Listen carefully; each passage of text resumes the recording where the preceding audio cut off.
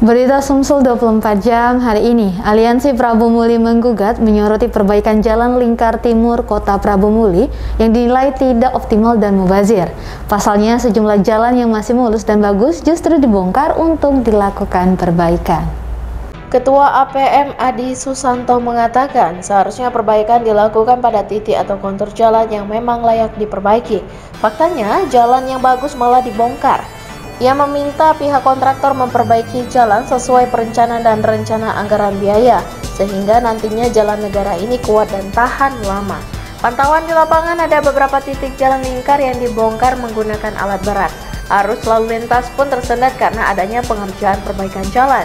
Tak hanya itu, banyak juga ditemukan jalan lingkar berlubang, bahkan hanya tinggal agregatnya saja. Jadi sangat kita sayangkan kepada pihak provinsi. Semestinya yang bagus jangan dihancurkan, yang memang benar-benar untuk hancur yang dia dibenari. Kan kita lihat di sini yang bagus kok dihancurin. Kan anggaran puluhan miliar sayang, anggaran negara. Ya pada intinya kita buka sejarah historis di jalan lingkar ini, memang ini hibah dari masyarakat yang mana ditetapgulingkan oleh pemerintah kota kepada provinsi. Kita lihat yang bagus dihancurkan itu kan mubazir.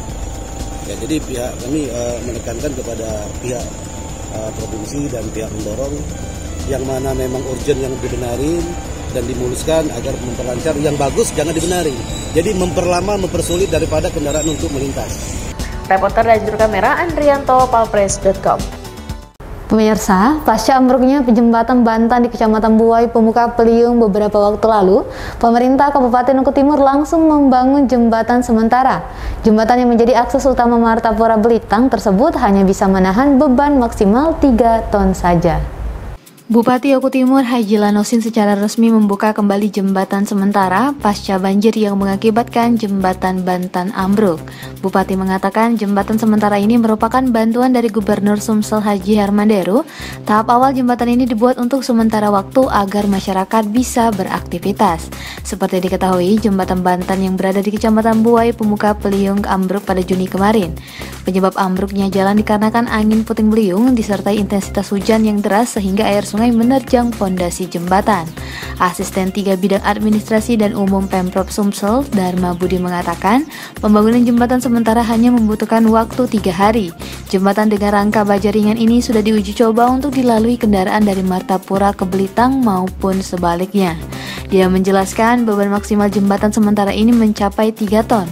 Selama jembatan sementara berfungsi normal, jembatan permanen pun akan dibangun tahun 2023 nanti. Reporter dan juru kamera Arman Jaya, palpres.com. Meski Kabupaten Banyuasin berstatus siaga kebakaran hutan dan lahan, namun hingga kini belum ditemukan titik panas atau hotspot dengan kategori parah. Hal ini lantaran wilayah Banyuasin kerap diguyur hujan.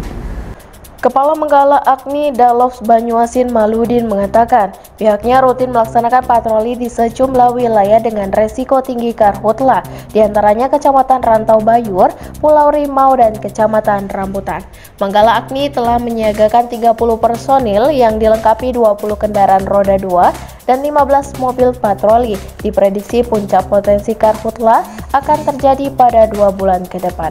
Kita sudah masuk di status siaga di beberapa tempat, yaitu daerah Muara Padang, di Kecamatan Rantau Bayur dan Kecamatan Pulau Rimau di wilayah Kabupaten Banyuasin.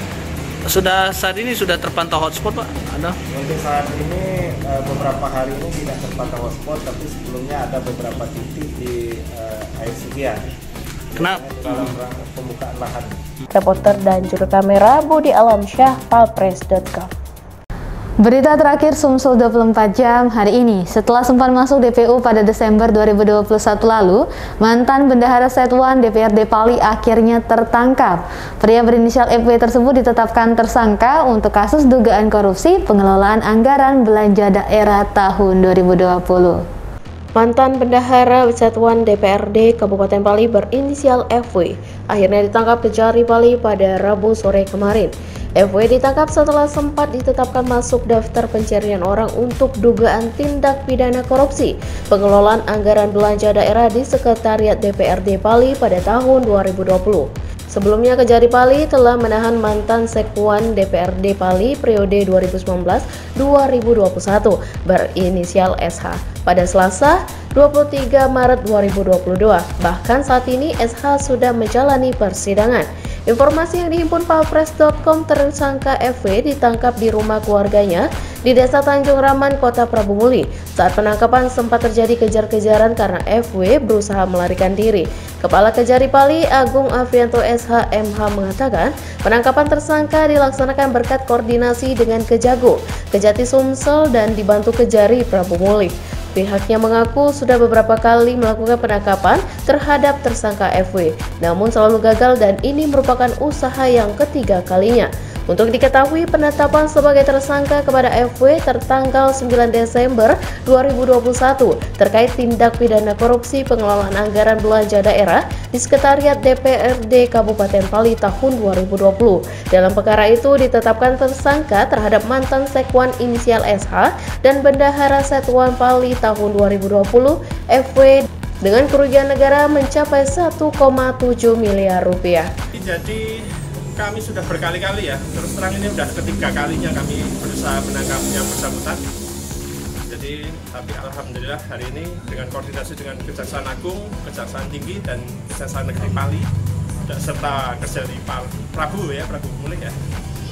Alhamdulillah kami bisa tangkap yang bersangkutan di Prabu Muli, Desa Tanjung Raman ya. Penangkapan DPO kami yang sukses hari ini ya. Oke. Reporter dan juru kamera Berry Sandi, palpres.com. Demikianlah berita Sumsel 24 jam hari ini. Jangan lupa untuk mendukung program kami lainnya di YouTube channel Palpres Official seperti podcast Cukup Pedas, Budak Lorong, Basing, Ternyata Bukan Mistis, Sidak, dan Ruang Cerita bersama Kakak Juli. Saya Delsa Nasution, sampai jumpa.